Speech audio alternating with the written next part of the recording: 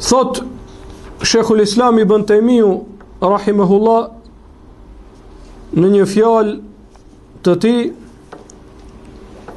thot ehlu sunneti fil islam ka ehli l'islami fil edjan. Thot ehlu sunneti në islam është sikurse që janë muslimant në lidhje me fetë tjera.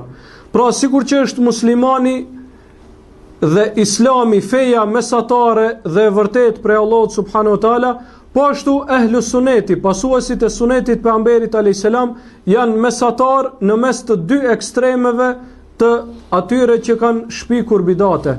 Ehlu sunneti janë mesatar në mes të atyre pra që i bëjnë muslimanët në mes të xavarijve dhe në mes të murxhiave. Pra në mes të dy grupeve të devijuara, janë mesatar në mes të shijave dhe në mes të nasibive. Janë mesatar në mes të shijave të cilët e armiqsojnë shokët e pejgamberit alayhis salam, dhe në mes të nasibive të cilët e armiqsojnë familjen e pejgamberit alayhis salam. Ehlu sunneti e respekton edhe familjen e pejgamberit alayhis salam, edhe shokët e pejgamberit alayhis salam. Pra ehlu sunneti janë grupi mesatar dhe pasuesit e vërtet të Muhamedit sallallahu alaihi wasallam.